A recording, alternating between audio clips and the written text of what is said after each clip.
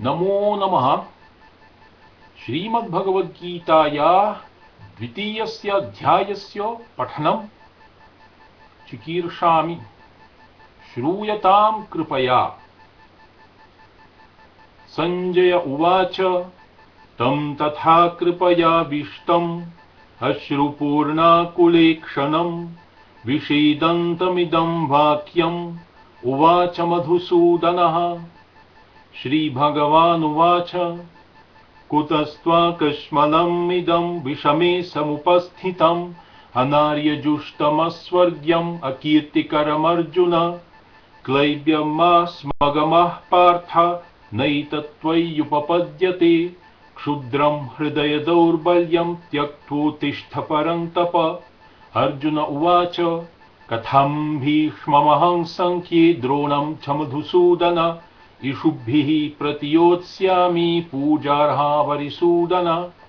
गुरून् हत्वा हि महानुभावान् श्रेयो भोक्तुं भैक्ष्यमपीह लोके।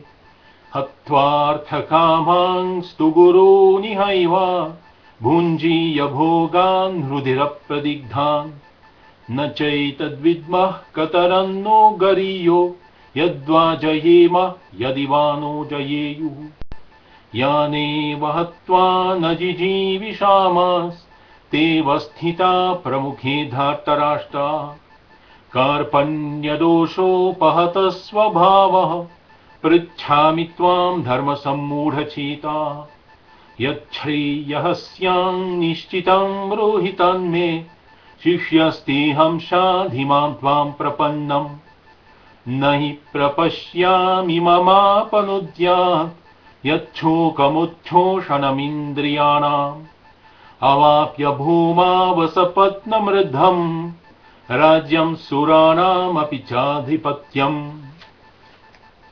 संजय उवाच एवम् उक्त्वा ऋषिकेशं गुडाकेशः परन्तप न योत्स्य इति गोविन्दम् उक्त्वा तूष्णीं बभूवः।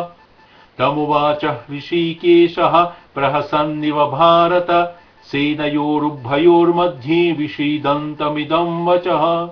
श्रीभगवानुवाच अशोच्यानन्वशोचस्त्वं प्रज्ञावादांश्च भाषसे। गतासु न गतासूंश्च नानुशोचन्ति पण्डिताः। न त्वेवाहं जातु नासं न त्वं नेमे जनाधिपाः। न चैव न भविष्यामः सर्वे वयमतः परम्। देहिनोऽस्मिन् यथा देहे कौमारं यौवनं जरा तथा देहान्तरप्राप्तिर्धीरस्तत्र न मुह्यति। मात्रा स्पर्शास्तु कौन्तेय शीतोष्णसुखदुःखदाः आगमापायिनो नित्यांस्तांस्तितिक्षस्व भारत। यं हि न व्यथयन्ति ते पुरुषं पुरुषर्षभ समदुःखसुखं धीरं सोऽमृतत्वाय कल्पते। न सतो विद्यते भावो न भावो विद्यते सतः उभयोरपि दृष्टोऽन्तस्तनयोस्तत्त्वदर्शिभिः। अविनाशि तु तद्विद्धि येन सर्वमिदं ततं विनाशम् अव्ययस्यास्य न कश्चित् कर्तुमर्हति। अन्तवन्त इमे देहा नित्यस्योक्ताः शरीरिणः अनाशिनो प्रमेयस्य तस्मात् युध्यस्व भारत। य एनं वेत्ति हन्तारं यश्चैनं मन्यते हतम् उभौ तौ न विजानीतो नायं हन्ति न हन्यते। न जायते म्रियते वा कदाचिन् नायं भूत्वा भविता वा न भूयः। अजो नित्यः शाश्वतोऽयं पुराणो न हन्यते हन्यमाने शरीरे। वेदा विनाशिनं नित्यं य एनमजमं व्ययम् कथं स पुरुषः पार्थ कं घातयति हन्तिकम्। वासांसि जीर्णानि यथा विहाय नवानि गृह्णाति नरोपराणि तथा शरीराणि विहाय जीर्णानि अन्यानि संयाति नवानि देहि। नैनं छिन्दन्ति शस्त्राणि नैनं दहति पावकः न चैनं क्लेदयन्त्यापो न शोषयति मारुतः। अच्छेद्योऽयमदाह्योऽयम् अक्लेद्यो शोष्य एव च नित्यः सर्वगतः स्थाणुरचलोऽयं सनातनः अव्यक्तोऽयम् अचिन्त्योऽयम् अविकार्योऽयमुच्यते तस्मादेवं विदित्वैनं नानुशोचितुमर्हसि अथ चैनं नित्यजातं नित्यं वा मन्यसे मृतं तथापि त्वं महाबाहो नैनं शोचितुमर्हसि जातस्य हि ध्रुवो मृत्युर्ध्रुवं जन्म मृतस्य च तस्मादपरिहार्येथेन त्वं शोचितुमर्हसि अव्यक्तादीनि भूतानि व्यक्तमध्यानि भारत अव्यक्तनिधनान्येव तत्र का परिदेवना आश्चर्यवत् पश्यति कश्चिदेनम् आश्चर्यवत् वदति तथैव चान्यः आश्चर्यवच्चैनमन्यः शृणोति श्रुत्वाप्येनं वेद न चैव कश्चित् देहि नित्यमवध्योऽयं देहे सर्वस्य भारत तस्मात् सर्वाणि भूतानि न त्वं शोचितुमर्हसि स्वधर्ममपि चावीक्ष्य न विकम्पितुमर्हसि धर्म्याद्धियुद्धात् श्रेयोऽन्यत् क्षत्रियस्य न विद्यते यदृच्छया चोपपन्नं स्वर्गद्वारमपावृतं सुखिनः क्षत्रियाः पार्थ लभन्ते युद्धमीदृशम् अथ चेत् त्वमिमं धर्म्यं संग्रामं न करिष्यसि ततः स्वधर्मं कीर्तिं च हित्वा पापमवाप्स्यसि अकीर्तिं चापि भूतानि कथयिष्यन्ति ते व्ययाम् संभावितस्य चाकीर्तिर्मरणात् तिरिच्यते भयाद्रणादुपरतं मंस्यन्ते त्वां महारथाः येषां च त्वं बहुमतो भूत्वा यास्यसि लाघवम्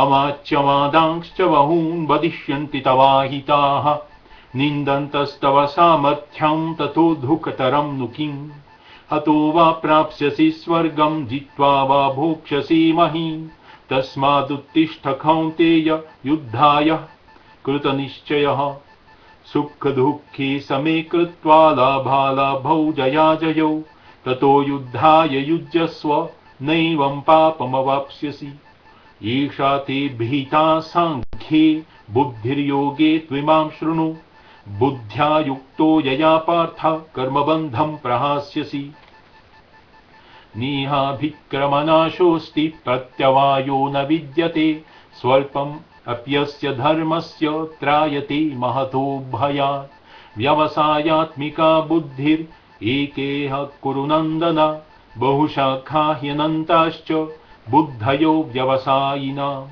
यामिमां पुष्पितां वाचं प्रवदन्त्यविपश्चितः वेदवादरताः पार्थ नान्यदस्तीति वादिनः कामात्मानः स्वर्गपरा जन्म कर्म फलप्रदां क्रियविशेषबहुलां भोगैश्वर्यगतिं प्रति भोगैश्वर्यप्रसक्तानां तयापहृतचेतसां व्यवसायात्मिका बुद्धि समाधौ न विधीयते त्रैगुण्यविषया वेदा निस्त्रैगुण्यो भवार्जुन निर्द्वन्द्वो नित्यसत्त्वस्थो निर्योगक्षेम आत्मवान् यावान् अर्थ उदपाने सर्वतः सम्प्लुतोदके तावान् सर्वेषु वेदेषु ब्राह्मणस्य विजानतः कर्मण्येवाधिकारस्ते मा फलेषु कदाचन मा कर्म फलहेतुर्भूर्मा ते सङ्गोऽस्त्वकर्मणि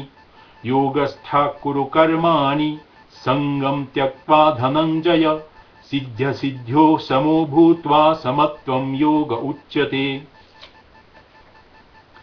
दूरेण ह्यवरं कर्म बुद्धियोगात् धनञ्जय बुद्धौ शरणमन्विच्छ कृपणाः फलहेतवः बुद्धियुक्तो जहातीह उभे सुकृतदुष्कृते तस्माद् योगाय युज्यस्व योगः कर्मसु कौशलम् कर्मजं बुद्धियुक्ता हि फलं त्यक्त्वा मनीषिणः जन्मबन्धविनिर्मुक्ताः पदं गच्छन्त्यनामयम् यदा ते मोहकलिलं बुद्धिर्व्यतितरिष्यति तदा गन्तासि निर्वेदं श्रोतव्यस्य श्रुतस्य च श्रुतिविप्रतिपन्ना ते यदा स्थास्यति निश्चला समाधावचला बुद्धिस्तदा योगमवाप्स्यसि अर्जुन उवाच स्थितप्रज्ञस्य का भाषा समाधिस्तस्य केशव स्थितधीः किं प्रभाषेत किमासीत व्रजेत किम्।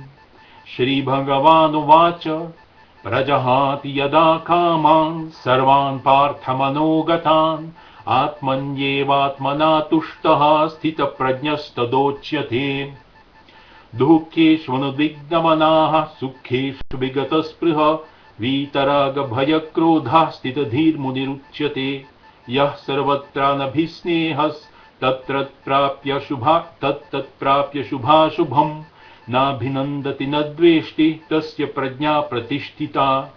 यदा संहरते चायं कूर्मोऽङ्गानीव सर्वशः इन्द्रियाणीन्द्रियार्थेभ्यस्तस्य प्रज्ञा प्रतिष्ठिता। विषया विनिवर्तन्ते निराहारस्य देहिनः रसवर्जं रसोऽप्यस्य परं दृष्ट्वा निवर्तते। यततो ह्यपि कौन्तेय पुरुषस्य विपश्चितः इन्द्रियाणि प्रमाथीनि हरन्ति प्रसभं मनः। तानि सर्वाणि संयम्य युक्त आसीत मत्परः वशी हि यस्येन्द्रियाणि तस्य प्रज्ञा प्रतिष्ठिता।